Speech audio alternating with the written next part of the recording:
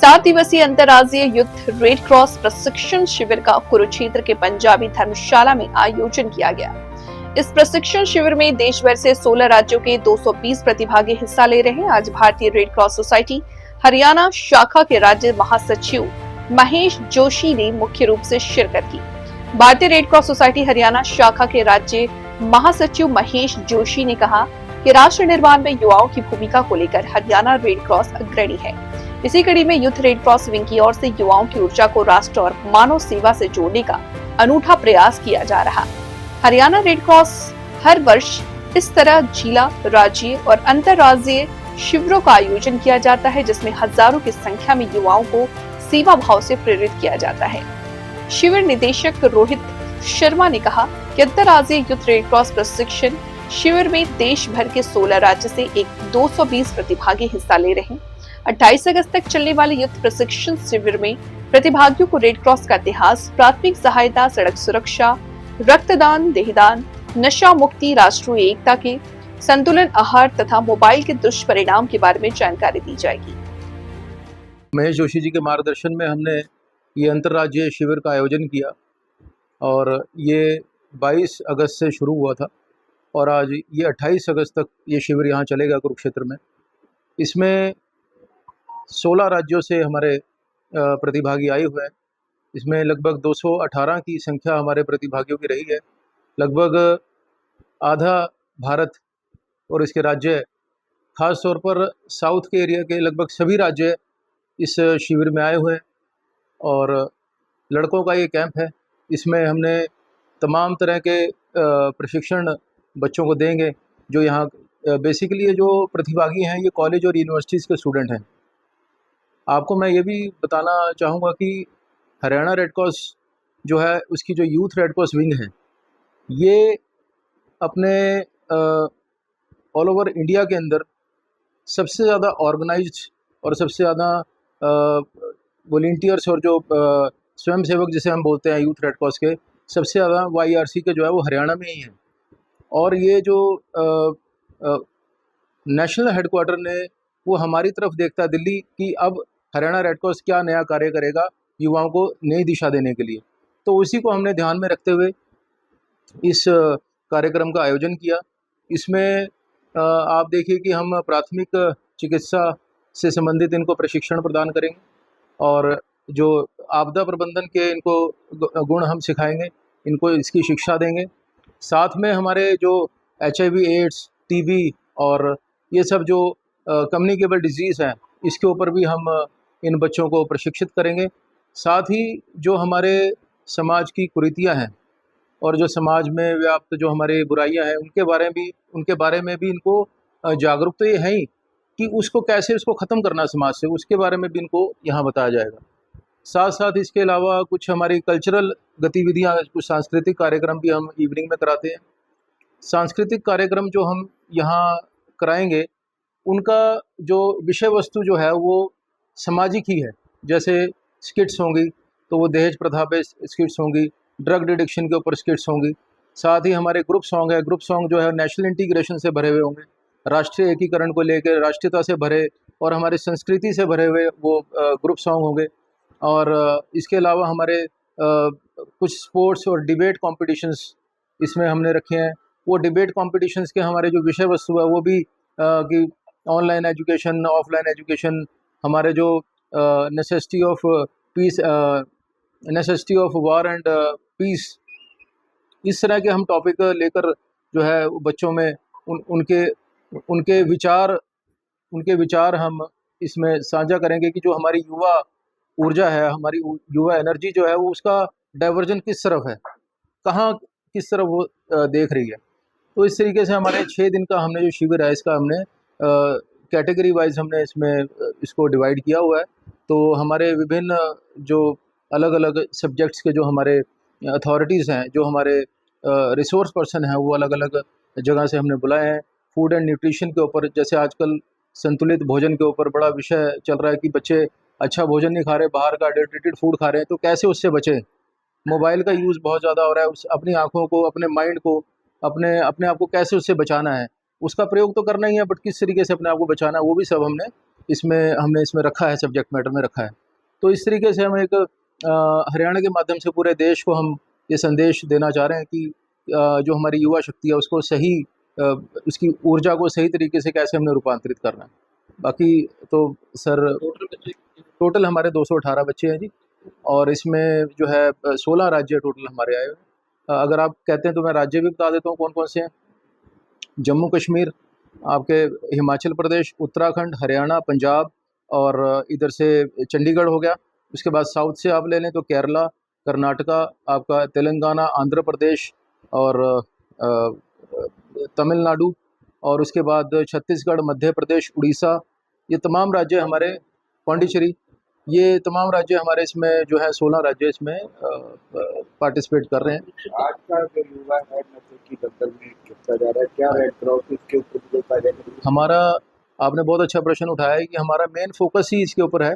कल हमारा एक पूरा एक इवेंट इसके ऊपर हम ऑर्गेनाइज करने जा रहे हैं, जिसमें हमारी कोशिश है कि जो नारकोटिक्स से जो हमारे ओपी सिंह जी हैं उनको भी हमने इसमें इनवाइट करा है, और कुछ सामाजिक संस्थाएं हैं उसको भी हमने इनवाइट करा तक, और उस सामाजिक संस्था से वो बच्चे आएंगे जो इस नशे की लत से बाहर निकले हैं, ताकि उनको ये बताया जाए कि भी ये नशा आपको किस हद तक ले जाता है, और फिर आपसे एक बार आप उसमें फंस गए तो आप उससे बाहर निकलना कितना मुश्किल है। तो उसके ऊपर हमारे यूनिवर्सिटी लेवल पे और कॉलेज लेवल पे यूथ रेड क्रॉस हमारे बहुत सारी गतिविधियां कर रहा है।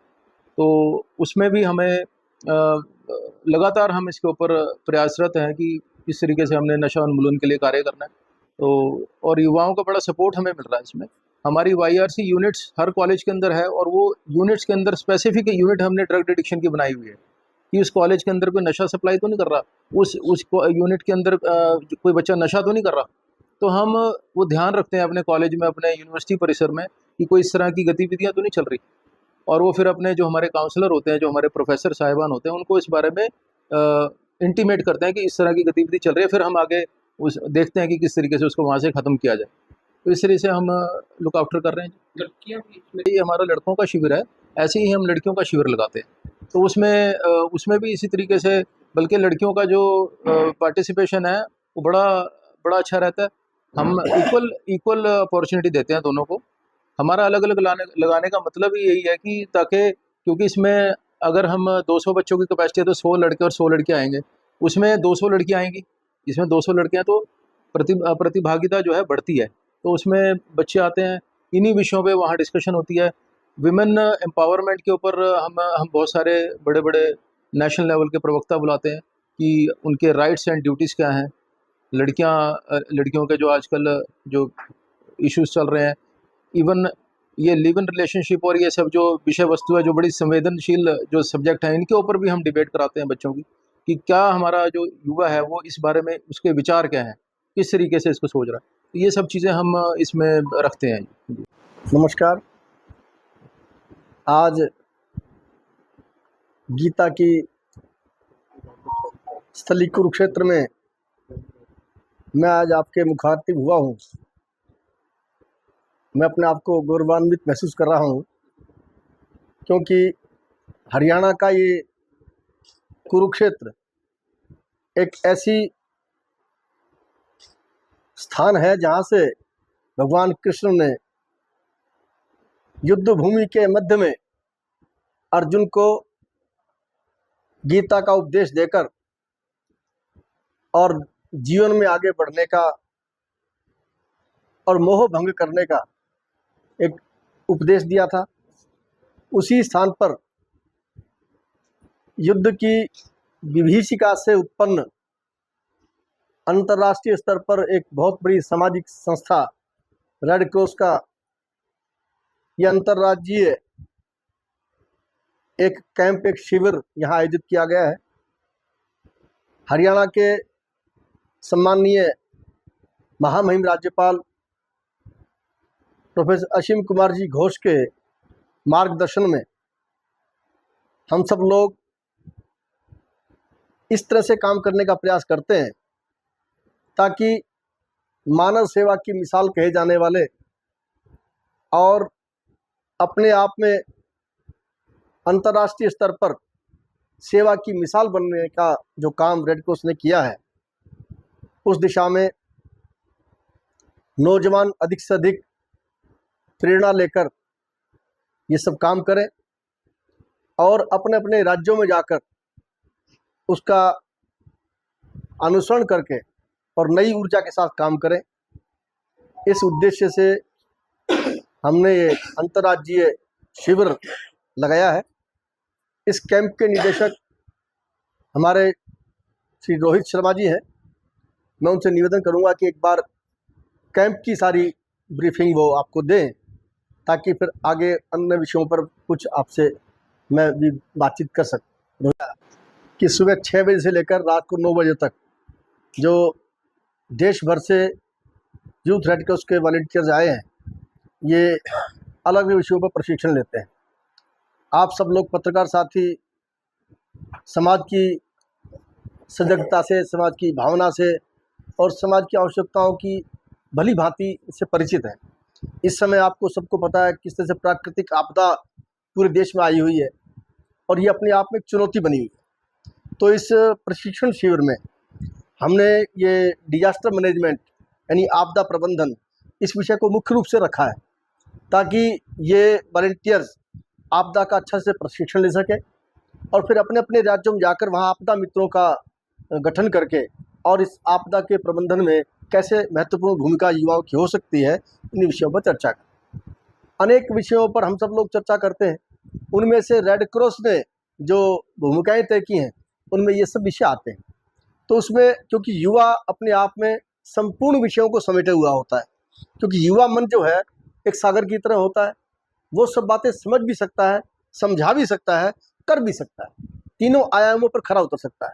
इसलिए आप सबको हमें ये बताते हुए भी प्रसन्नता हो रही है कि जैसे रोहित जी ने बताया कि आज पूरे देश में रेड क्रॉस का जब विषय चलता है तो सारे देश की रेड क्रॉस की शाखाएं आशा भरी निगाहों से हरियाणा की ओर देखती हैं कि हरियाणा अब क्या करने वाला है, हरियाणा कैसे करने वाला है। और मुझे ये बात बताते आपको फक्र हो रहा है कि पिछले कई वर्षों से लगातार हम अनेक विषयों में और पुरस्कार लेते रहे। इस बार भी अपना ब्लड डोनेशन के ऊपर हमको पूरे हिंदुस्तान का प्रथम पुरस्कार मिल रहा है। 22 सितंबर को राष्ट्रपति भवन में ये कार्यक्रम आयोजित होगा। राष्ट्रपति महोदया के हाथों से रेड क्रॉस के आपके साथी सम्मान किए जाएंगे। इससे पूरे हरियाणा का गौरव भी बढ़ेगा। और एक बात मुझे आपको बताते हुए प्रसन्नता भी हो रही है कि अभी 24-25 इस वर्ष में 2,40,789 यूनिट्स हमने रक्त की इकट्ठी करी है और 4330 शिविर लगाए। और अगर देखा जाए तो हम हर कॉलेज में, हर यूनिवर्सिटी में ये लगभग तय करते हैं कि कम से कम 2 कैंप आवश्यक रूप से जरूर लगें। और ऐसे अगर हम विचार करते हैं तो ध्यान में आता है कि लगभग 70,000 से अधिक इसमें प्रतिभागी भाग लेते हैं वर्ष भर में। यानी कितने लोग इसमें जुड़ते हैं, इसका एक बड़ा आंकड़ा है। और ये सब लोग मिलकर काम करते हैं, यानी वो भाषा भी नहीं जानते, वो सब बात जानते हैं। हरियाणा में रहता है, साउथ का भी पढ़ता है, लेकिन वो इस बात पे आगे आता है कि मुझे इन सब बातों रंग कास्ट एंड क्रीड से हट करके मैं काम करता हूँ। क्योंकि ब्लड डोनेशन आपको पता है एक ऐसी आवश्यकता है कि बाकी सब चीज़ें फैक्ट्री में बन सकती हैं, लेकिन खून फैक्ट्री में नहीं बन सकता। और जब अपना कोई घर का निजी व्यक्ति दुर्घटनाग्रस्त होता है और जब वो जीवन मृत्यु के बीच में जूझ रहा होता है, तो उस समय हमको मालूम पड़ता है कि खून का महत्व क्या है। तो इसलिए उस खून के महत्व को देखते हुए और अब तो रेड क्रॉस ने कोशिश किया है कि हम अपना ब्लड बैंक भी चलाएं। एक आध जगह हमने शुरुआत भी की है। और इस रक्त से कई बार लोगों को ये लगता है, कुछ लोगों ने शिकायत की हमसे कि भाई आप इतना खून लेते हो, इसका एक टाइम लिमिट होता है, उसके बाद बेकार हो जाता है खून। तो हमने कहा ऐसा नहीं है, आपको लगता है ऐसा है।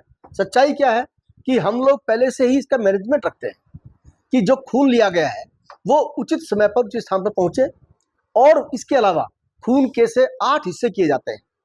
उनमें से प्लाज्मा अलग होता है, प्लेटलेट्स अलग होती हैं। और ऐसे जो डोनर्स हैं जिन्होंने अपने जीवन के अंदर इस बात को अपना लिया है, हंसी खुशी के साथ ब्लड डोनेट करते हैं। वैसे मैं बहुत बड़ाई तो नहीं करता, आपका भाई हूँ, लेकिन मैंने भी केवल अधिक नहीं 37 बार रक्तदान किया है। लेकिन मैं अपने आप को सोचता मैं बहुत किया है, लेकिन मुझे अचंभा हुआ कि जब मुझे ऐसे मिले जो शतकवीर हैं, और एक तो मुझे चंडीगढ़ में मिले, उन्होंने 186 बार रक्तदान किया है। मैं उनको अचंभा हुआ देख। तो हमें लगता है कि समाज को जीवित रखने के लिए युवाओं की जो भूमिका है ना, वो युवा निभा रहा है। तो इन सब बातों को देखते हुए ये सारे प्रयास हम लोग किए जा रहे हैं। और विशेष रूप से जो चैलेंजेस इस समय आ रहे हैं, उन चैलेंजेस को दूर करने के लिए समाज के अंदर तरह तरह की बीमारियां, आपको पता नशे की बात आई है, तो नशे के खिलाफ अब देखने में हो सकता है आपको नजर ना भी आता हो, लेकिन रेड क्रॉस ने एक प्रयास किया है कि हम नशे के विरुद्ध एक ऐसा जन जागरण अभियान चलाएं जिससे हम हर आदमी को जोड़ सके उसमें। और अभी मैं घोषणा तो नहीं करूंगा, ये अभी कुछ योजना बना रहे हैं, कुछ और बड़ा भी योजना इसकी तैयार की जाए। अभी इस समय जन जागरूकता अभियान के लिए हम क्या करते हैं, कॉलेजों में, स्कूलों में, जगह जगह जा करके हम उनको नशे के खिलाफ जागृति देते हैं, बताते हैं और उनके खिलाफ उनको शपथ दिलाते हैं और उनके जागरण के लिए तरह तरह की इवेंट्स ऑर्गेनाइज कराते हैं। इसलिए हमने स्पेशल रिक्वेस्ट की है, जो एडीजीपी ओपी सिंह जी हैं, वो इसके नशा विरुद्ध अभियान के अपने हरियाणा के संयोजक हैं, तो उनसे हमने स्पेशल रिक्वेस्ट की है कि आप आइए। और कोशिश ये रहती है कि नौजवान इस युवा को कैसे नशे से दूर किया जाए। जैसे रोहित जी ने बताया कि कुछ ऐसे नौजवान भी इसमें हम बुलाएं कि जिन्होंने नशा किया और उसके दुष्परिणाम भुगते हैं, तो लोगों के सामने अपनी आप बीती भी बता सकें। इसलिए सब लोग एक ऐसी चीज़ लेकर हम चल रहे हैं और आप सब लोगों के माध्यम से हम ये भी बताना चाहते हैं कि देखो, आज समाज के अंदर आप देख रहे होंगे कि ओल्ड एज होम की आवश्यकता महसूस हो रही है, वृद्धाश्रमों की आवश्यकता महसूस हो रही है। ये अपने आप में इस भारतीय सभ्यता और संस्कृति के एक धब्बा है वास्तविकता चाहिए। वास्तव में क्या होता है कि माता पिता पूजनीय होते हैं, जिन्होंने हमें जन्म दिया है वो हमारे लिए आदरणीय है, पूजनीय है, और उनकी सेवा करना ये हमारा दायित्व है। संस्कृत में कहा है ना, अभिवादन शीलस्य नित्य वृद्धोपि सेविनः चत्वारि तस्य वर्धन्ते आयु विद्या यशोर बलम। यानी जो व्यक्ति अपने बुजुर्गों की सेवा करता है, भगवान उसे 4 चीजें निःशुल्क भेंट करता है, आयु विद्या यश और बल, ये चारों बढ़ते हैं इसके। ये संस्कृति में हमें बताया गया। लेकिन अब दुर्भाग्य ऐसा है कि पाश्चात्य संस्कृति के प्रभाव के कारण युवा प्रतिभाएं, युवा क्षमताएं, और आप कुरुक्षेत्र में रहते हो इसलिए आप भली बात परिचित हो, यहाँ से पलायन हो रही है। यहाँ से पढ़ता है, योग्यता हासिल करता है, जाकर ऑस्ट्रेलिया, कनाडा, अमेरिका, दुनिया भर के देशों में जाता है और वहां पर अपमान भी सहता है और अपनी प्रतिभा का उपयोग भी वहीं करता है। तो हमारा प्रयास ये है कि प्रतिभा पलायन ना हो, युवाओं के अंदर प्रतिभा है उसका देश के लिए और अपने समाज के लिए उपयोग हो, और उनके अंदर जो विकृति आ रही है, जो बुजुर्गों के सम्मान नहीं कर पा रहे हैं, वो बुजुर्ग अपने आप को ठगा सा महसूस कर रहे हैं। उनको लगता है कि आज माँ बाप की सेवा करना उनकी मजबूरी हो रही है, माँ बाप को लगता है कि बच्चे हमारी सेवा कर नहीं रहे हैं, तो इसलिए वो ओल्ड एज होम की तरफ जा रहे हैं। तो हम वैसे तो कोशिश करते हैं कि अपन प्रयास करें युवा में ऐसी प्रेरणा जगा सके कि ओल्ड एज होम की आवश्यकता ही ना पड़े, लेकिन अब ओल्ड एज होम खोलना मजबूरी हो रहा है, तो हम जगह जगह पर इस तरह के प्रयास कर रहे हैं। और उसमें कोशिश ये रहती है कि अब बुजुर्ग आदमी है, वो जब घर से तिरस्कार महसूस करके जब आता है तो उसके मन में तरह तरह की भावनाएं होती है, खिन्नताएं होती है, वो समाज में तरह तरह की बात लेकर आता है। तो हमारी कोशिश ये होती है कि वो उन सब बातों को भूले और समाज के साथ अभिन्न अंग बल्कि हंस के साथ, खुशी के साथ रहे। इसलिए डे केयर सेंटर्स भी चलाते हैं हम, तो खेल के लिए छोटे छोटे अपने ये टेबल खेल ऐसे जो है ना, अपने क्या बोलते हैं, कैरम बोर्ड टाइप, इस तरह के छोटे छोटे खेल जो होते हैं, और बच्चे आपस में खेलें, हंसी मजाक करें, नौजवान वो अपने आप को लगे मेरे अपने पुराने जमाने की बात करें, और उन्हीं के द्वारा किए कामों के द्वारा जो बच्चा आगे बढ़ रहा है उसको देखकर खुश हो, और वो बच्चे भी धीरे धीरे उनसे प्रेरणा लेकर के और समाज के अंदर हमारे माता पिता हमारे समाज का हिस्सा हैं, और इसकी मेरी सर्वांगीण उन्नति में इनका योगदान रहा है। एक बात मैं अवश्य और कहना चाहता हूँ कि जैसे रोहित जी ने बताया है कि ये जो शिविर है, शिविर अपने आप में बहुत सी चीजें लेकर आता है, और शिविर के नाम पर कई तरह के डर भी लगते हैं। मैंने एक दिन रोहित जी से बात की तो उन्होंने बताया कि हम एक जगह गए शिविर की बात करने के लिए, तो उन्होंने कहा भाई हम आपको नहीं देंगे। क्यों? पहले जो लोग आए थे उनका अनुभव अच्छा नहीं रहा। तो कहा आप देकर देखिए, दिया तो बड़ा याद करते हैं कि आपने बहुत अच्छा किया।